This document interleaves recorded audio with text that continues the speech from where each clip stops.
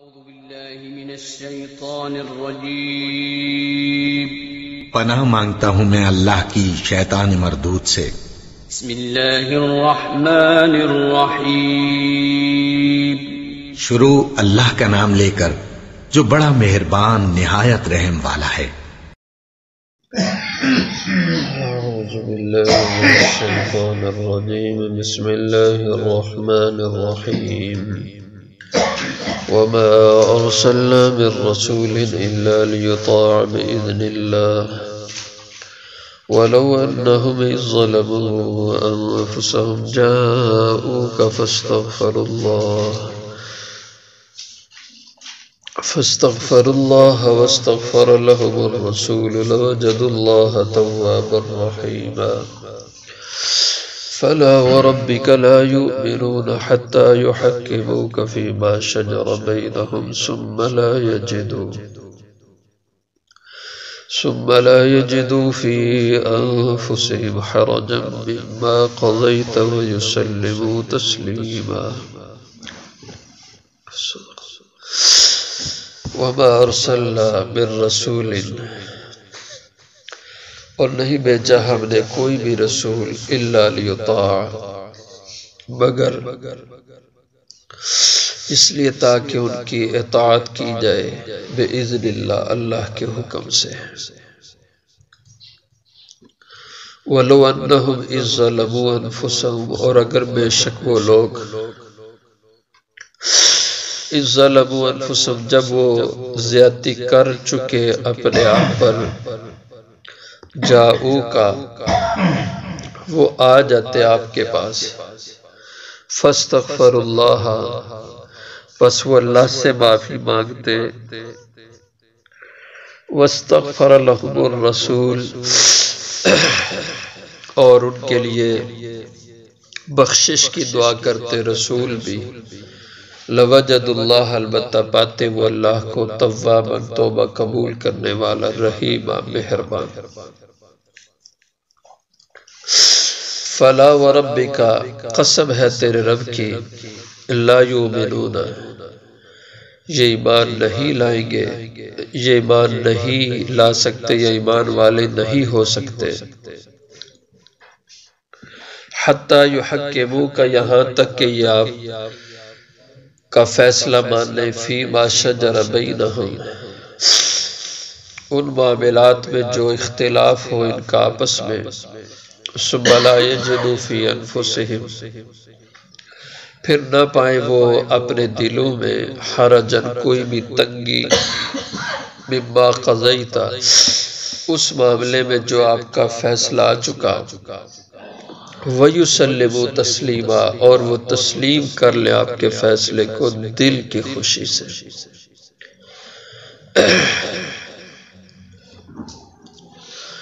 آپ نے سنا گزشتہ آیات میں ایک منافق بشیر نام کا اور ایک یہودی کا تنازع زمین کا اس میں فیصلہ حضور نے یہودی کے حق میں دیا اور منافق نے اس کو دل سے نہ مانا اور ظاہر میں اپنے کو مسلمان کہتا تھا دل سے منافق تھا اور وہ فیصلہ حضرت عمر کے پاس لے گیا اور حضرت عمر رضی اللہ عنہ نے اس کو قتل کر دیا کہ جو حضور کا فیصلہ نہ مانے اس کا فیصلہ پھر عمر کی تلوار کرے گی اور اس پر منافقین نے جو اس کی برادری کے تحت شور کیا کہ ایک مسلمان کو قتل کر دیا بے گناہ آدمی کو مار دیا تو اللہ تعالیٰ نے گزشتہ آیتوں میں فرمایا کہ یہ مجرم تھا اور حضرت عمر رضی اللہ عنہ نے غیرت ایمانی سے اس کا قتل کیا تو اب یہاں اسی کا مضمون ہے کہ وہ لوگ چاہ رہے تھے کہ اللہ کے پیغمبر ان کے پیچھے چلیں ان کی بات مانیں حالانکہ ہونا تو یہ چاہیے کہ پیغمبر کی بات امتی مانیں امتی نبی کے پیچھے چلیں کیونکہ پیغمبر کے اوپر کوئی بھی فیصلہ کسی کا نہیں ہو سکتا پیغمبر کی عدالت وہ سپریم عدالت ہے، اس کے اوپر کسی اور کا فیصلہ نہیں چل سکتا، اور جو پیغمبر کے فیصلے کو تسلیم نہ کرے اور اس کے اوپر کسی اور کا فیصلہ چاہے تو اللہ نے فرمایا کہ یہ شخص ایماندار نہیں ہے، 100 بار اپنے کو مومن کہے۔ وما ارسلنا من رسول، اور نہیں بھیجا ہم نے کوئی بھی رسول پیغمبر الا مگر لیطاع باذن اللہ، اس لیے کہ تاکہ اطاعت کی جائے، پیروی کی جائے اس نبی کی، رسول کی اللہ کے حکم سے۔ یعنی پیغمبر ہوتے ہی اتباع کے لیے ہے کہ پیغمبروں کی اتباع کرو، کیونکہ پیغمبر اللہ کے احکامات کو اپنی عملی زندگی میں ایک نقشے میں پیش کرتے ہیں۔ اور دوسری آیت میں فرمایا، آگے اسی مضمون میں آگے آئے گا کہ من یطع الرسول فقد اطاع اللہ، جو رسول کی پیروی کرتا ہے وہ حقیقت میں خدا کی اطاعت کرتا ہے، کیونکہ اللہ ہی کے وہ حکم ہوتے ہیں جن کا عمل نبی کا ہوتا ہے۔ تو اس لیے فرمایا پیغمبر ہوتے ہی اس لیے ہیں کہ ان کے پیچھے چلا جائے، نہ یہ کہ پیغمبر کے فیصلے کے اوپر اپنا فیصلہ کیا جائے۔ وَلَوْ أَنَّهُمْ إِذْ ظَلَمُوا أَنفُسَهُمْ، اور اگر بے شک یہ لوگ اِذْ ظَلَمُوا أَنفُسَهُمْ، جب انہوں نے ظلم کر دیا اپنے آپ پر، یعنی حضور کے فیصلے کو ٹھکرایا، اور یہ فیصلہ لے کر حضرت عمر کے پاس گئے، حضرت عمر رضی اللہ عنہ نے اس آدمی کو قتل کر دیا۔ اگر یہ لوگ اس وقت اپنی غلطی مان جاتے، اس کی برادری کے لوگ، اور کہتے کہ واقعی اس آدمی سے غلطی ہوئی، اور حضور سے آ کے معافی مانگتے کہ ہم بھی اس کے ساتھ حضرت عمر کے پاس گئے تھے، یہ ہم سے غلطی ہوئی، اور فاستغفر اللہ، پھر اللہ کے نبی، پھر یہ اللہ سے بخشش مانگتے اپنے اس گناہ کی، اللہ سے معافی مانگتے، استغفار کرتے، واستغفر لهم الرسول، اور بخشش مانگتے ان کے لیے رسول بھی، لوجد اللہ توابا رحیما، تو البتہ پاتے اللہ کو توبہ قبول کرنے والا، بہت مہربان۔ ان کی آخرت تو بچ جاتی اور دنیا میں بھی عزت پاتے کہ انہوں نے توبہ کر لی اور راہ راست پر آگے، لیکن الٹا ان لوگوں نے پراپیگنڈا کیا حضرت عمر رضی اللہ عنہ کے خلاف، وہ ایک مسلمان کو مار دیا، ایک بے گناہ کو قتل کر دیا۔ تو ہونا یہ چاہیے کہ جب کبھی غلطی ہو جائے تو انسان اللہ سے معافی مانگ لے، اور حضور کے ہوتے ہوئے آپ کے پاس آ جائے اور آپ کے ذات اقدس سے بھی درخواست کرے کہ آپ بھی میرے لیے بخشش کی دعا کریں، تو اللہ حضور کی دعا تو نہیں لٹاتے، اللہ حضور کی دعا کو تو نہیں واپس کرتے، اللہ نے قبول کر لینا تھا۔ تو یہ فرمائے انہوں نے بہت بڑی غلطی کی ہے، اور اس کی وجہ سے یہ لوگ اب سکہ بند کافر ہو گئے، اور ان کا ایمان سے کوئی واسطہ نہیں ہے، اور آئندہ سے بھی اللہ نے اصول دے دیا امت کو اور مسلمانوں کو قیامت تک کے لیے۔ فلا وربک، یہاں یہ جو لا ہے یہ زائد ہے، معنی میں نہیں آئے گا۔ قرآن کریم میں عربی اسلوب میں اس طرح کے کئی کلمات موجود ہیں کہ جب لا کے بعد قسمیہ لفظ یا حرف آئے تو وہ لا زائدہ ہوتا ہے۔ مثال کے طور پر سورۃ البلد، لا اقسم بہذا البلد، اب اس کا معنی یہ نہیں کریں گے کہ لا اقسم، کہ میں نہیں قسم کھاتا، کیونکہ اب لا کے بعد قسم کا لفظ ہے، تو اب یہ لا معنی میں نہیں آئے گا، پڑھنے میں آئے گا، اور معنی ہم کریں گے لا اقسم بہذا البلد، کہ میں شہر کی قسم کھاتا ہوں، تو لا زائد ہے معنی میں اور تلاوت میں باقی ہے۔ اسی طرح یہ لا معنی میں نہیں آئے گا، اور گویا عبارت یوں بنے گی کہ فَوَرَبِّكَ، پس قسم ہے تیرے رب کی، لا یؤمنون، یہ لوگ مومن نہیں ہو سکتے، حتی یحکموک، یہاں تک کہ یہ آپ کے فیصلے مانے، فیما شجر بینہم، ان مسائل معاملات میں، ان چیزوں میں جو ان کے آپس میں اختلاف ہو جائے۔ ایک ہوتا ہے حکم اور ایک ہوتا ہے حاکم۔ تو حاکم کہتے ہیں کہ جس کے فیصلے کو آدمی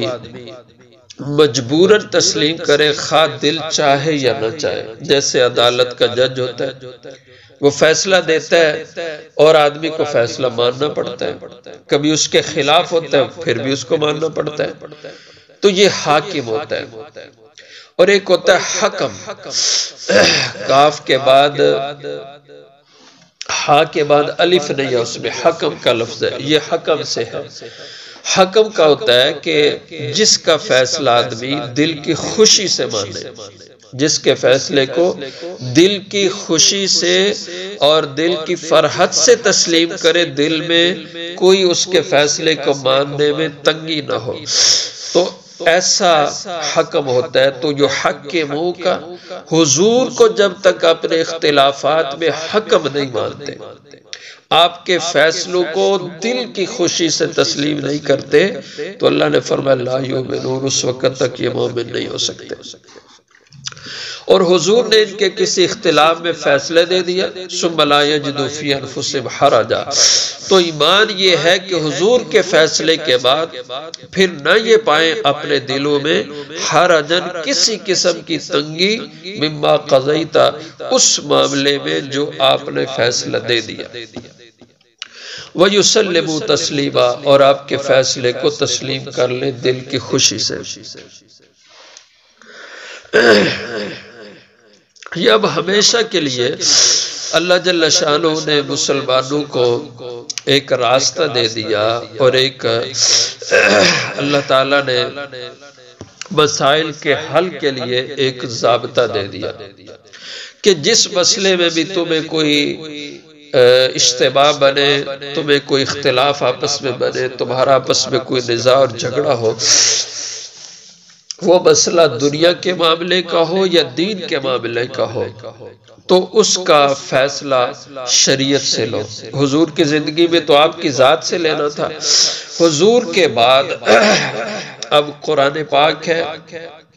کیونکہ پیچھے گزر چکا ہے کہ اذا قیل لهم تعالوا الى ما انزل الله الى الرسول، کہ جب انہیں کہا جاتا آؤ اللہ کی طرف، اللہ سے آ کے فیصلہ لو، رسول سے فیصلہ لو، تو رأیت المنافقین یصدون عنک صدودا، کہ منافق پھر بھاگتے ہیں اللہ کے اور اللہ کے رسول کے فیصلے سے۔ تو اللہ سے فیصلہ لینا یہی ہے کہ قرآن کریم سے جو اللہ کی کتاب رہنمائی والی ہے، تو اپنے مسائل کو قرآن پہ پیش کرنا ہے، اور قرآن کے بعد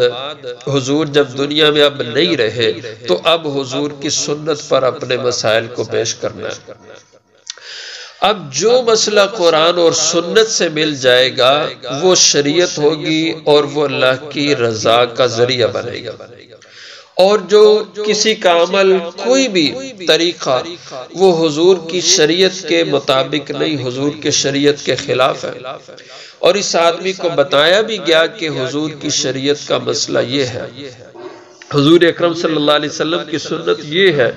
اور یہ پھر بھی کیلو کال کرتا ہے، او جی نہیں جی، او جی اس میں ثواب ہی ہے۔ آج کل دیکھ لیں جتنی بدعتیں ہیں سب حضور کا طریقہ چھوڑ کے ہیں۔ اذان سے پہلے، اذان کے بعد درود شریف پڑھا جاتا ہے۔ اب یہ حضور اکرم صلی اللہ علیہ وسلم نے یہ عمل قطعاً اپنی زندگی میں اپنے سامنے نہیں کروایا۔ ظاہر اگر یہ نیکی کا کام ہوتا اس موقع پہ، درود اپنی ذات میں نیکی کا کام ہے، لیکن ہر عمل کا ایک موقع ہے، اس موقع پہ وہ عمل ہوگا تو تب صحیح ہے، اور اگر غیر موقع پہ عمل کر رہا ہے تو پھر وہ عمل صحیح نہیں ہوگا۔ اب حضور اکرم صلی اللہ علیہ وسلم نے اس موقع پر درود شریف پڑھنے کا حکم نہیں دیا، اور اس انداز سے اذان کے ساتھ ان چیزوں کو ملانے کا طریقہ حضور کی سنت میں نہیں ہے، صحابہ کے طریقے میں نہیں ہے۔ اب ایک آدمی اپنی منمانی کرتا ہے، حضور کے طریقے کو فالو نہیں کرتا، تو اس کا ایمان خطرے میں ہے اس آیت کی روشنی میں کہ جب تک حضور کے فیصلے کو دل کی خوشی سے تسلیم نہیں کرتے تو یہ مومن نہیں ہو سکتے۔ اور اسی طرح جتنی بھی بدعات کے طریقے ہیں، بدعات کے اعمال ہیں، سب کا یہی حال ہے کہ انسان کیا کہتا ہے، او جی ٹھیک ہے تم صحیح کہتے ہو، یہ حضور کا طریقہ یہ تھا، لیکن ہم جو کر رہے ہیں یہ غلط تو نہیں ہے، جو میں کر رہا ہوں اس میں کوئی گناہ تو نہیں ہے۔ اب یہ فلسفہ آدمی لیتا ہے اور اس فلسفے کی بنیاد پہ سنت کو چھوڑتا ہے، جس کی وجہ سے اس کا ایمان خطرے میں چلا جاتا ہے اس آیت مبارکہ کی روشنی میں۔ اور اسی طرح دیگر جو طریقے ہمارے راہ و رسم ہیں معاشرے میں، شادی بیاہ کے اور ماتم کے، یہ بھی رسمیں ساری جس عمل میں شریعت کا متعین طریقہ ہے اس طریقے کے خلاف کرنا، یہ اس آیت مبارکہ کی روح سے اپنے ایمان کو خطرے میں ڈالنے کی بات ہے کہ حضور کا طریقہ موجود ہے، اس طریقے کو آدمی نہیں لے رہا، اس کو فالو نہیں کر رہا، بلکہ اپنی مرضی کے طریقے پہ چلتا ہے، تو اللہ جل شانہ اس پہ قسم کھا رہے ہیں کہ میرے حبیب تیرے رب کی قسم ہے، یہ لوگ مومن نہیں ہو سکتے جب تک آپ کے فیصلوں کو دل کی خوشی سے تسلیم نہ کر لیں۔ وَيُسَلِّمُوا تَسْلِيمًا، دل کی خوشی سے مان لیں گے